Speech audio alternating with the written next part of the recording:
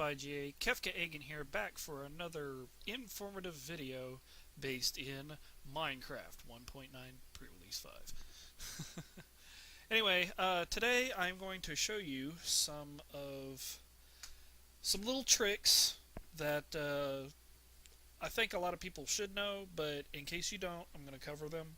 Mainly infinite water, and as of the 1.9 pre-releases, infinite lava trick, and also some of the basic gate types with redstone, and some tricks on how to do some other things. This is kind of a filler for now, till I can get phase 1 of the roleplay server finished. So if you think of any other tricks that you think I should cover, please let me know, and I'll try to cover it. Anyway, we're going to come over here, and there is a piston door mechanic that I wanted to show you. It was requested of me to do a 3x3 piston door, and I misunderstood and did a 3x2 piston door. But to give you an idea, this is some pretty basic stuff.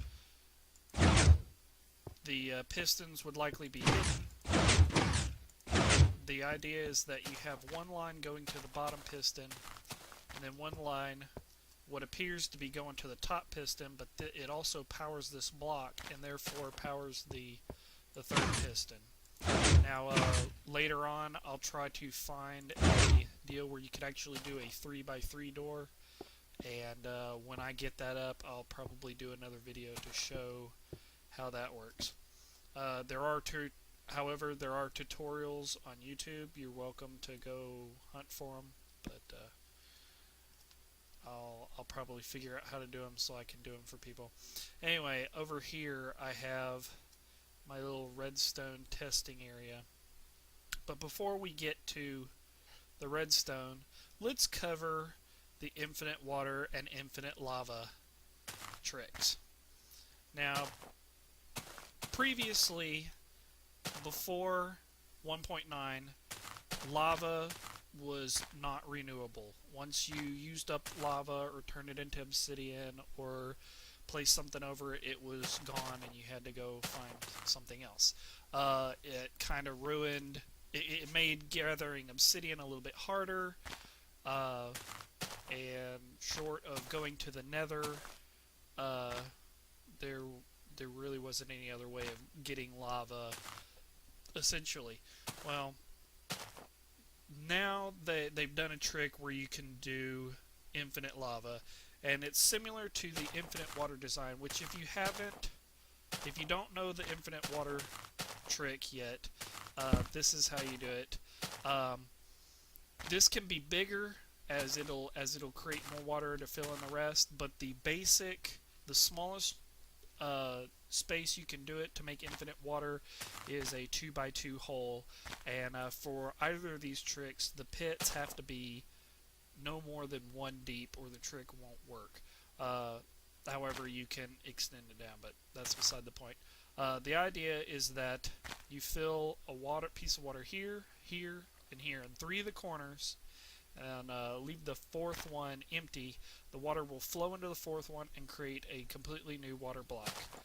And thus, as you can see, it does it each time I take it out, and infinite water.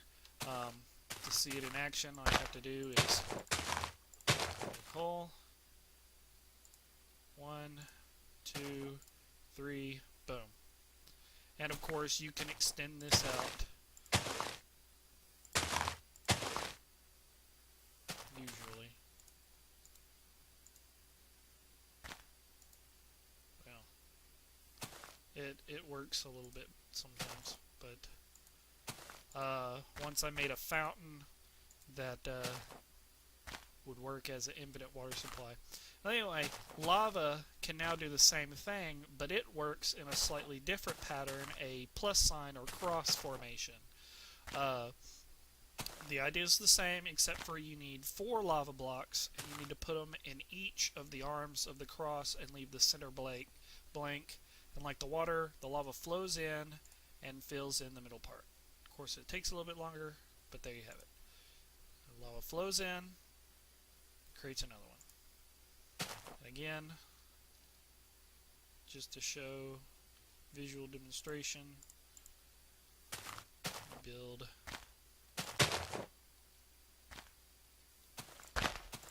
plus sign, fill in the corners, and boom, there you have it. Infinite lava. It's great. Great if you're. It's a great alternative to using portals to mine obsidian. As you know, hell, all you need to do now is, you know, say I scoop that up and put lava there. Boom. You know, scoop, splash. So yeah. Okay. So that's the infinite water and infinite lava tricks. The more you know. Alright, before we get into some of the redstone basic gates, I'm going to cover this one right here, which uses one of the gates that I'll be showing in a moment, which is an inverted, I think it's called a NOT gate, which is, yeah, a NOT gate, or an inverter. But a couple of days ago, JT was having a little trouble. He had a monster arena, and the way he had it, he had on 3 or 4 sides double iron doors, and the idea was that, you know, the monsters would spawn, somebody go into the middle of the arena, somebody flip a switch, and the doors would open. Great concept, except for there was a problem.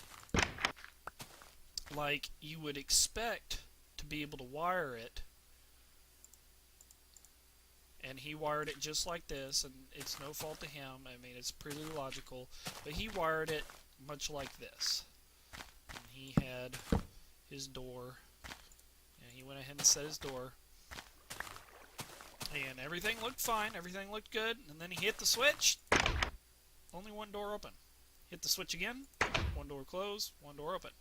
He couldn't figure out why it was doing that. Well, I went online and I figured out, and I looked on Minecraft Wiki and found out that in order to make doors, when you put them side by side to make the handles face each other, the game actually turns this door so that the door handles face each other. Now, to do that, it just rotates the door 90 degrees. It doesn't open it or close it.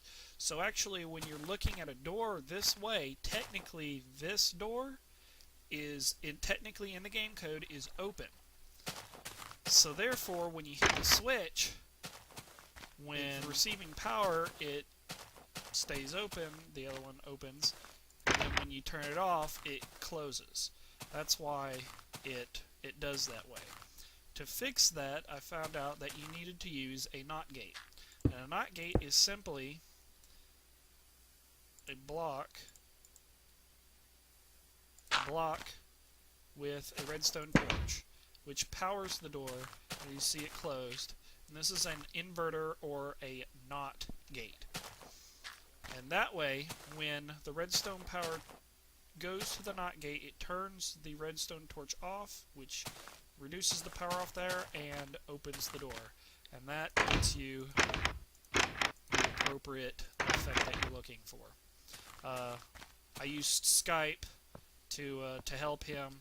He found a clever little trick that allowed me to see his screen, and I pretty much helped him bit by bit to fix his doors, and so now his doors work just like that.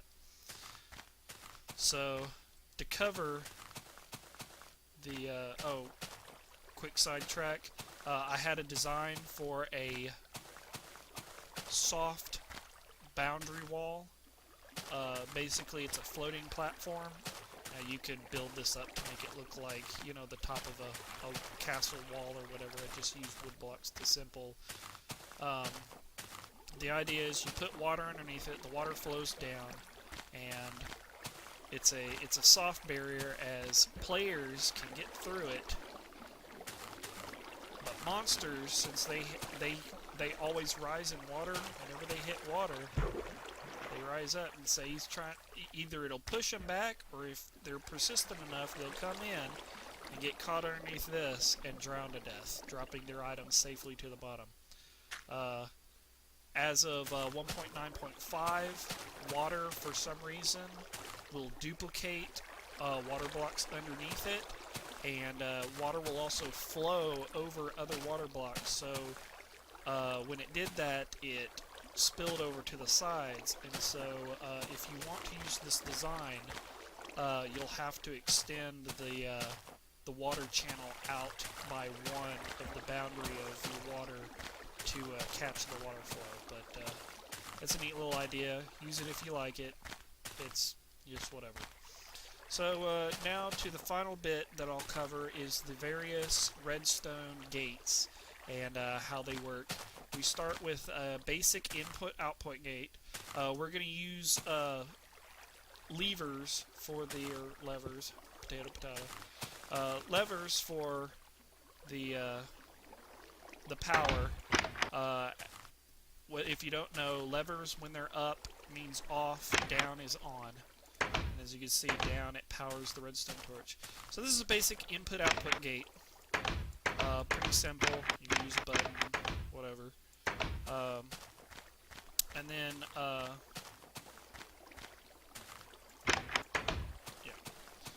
and then we have the inverted, which is called a NOT gate, which is the reverse of that. When the lever is in the off position, redstone torch is on.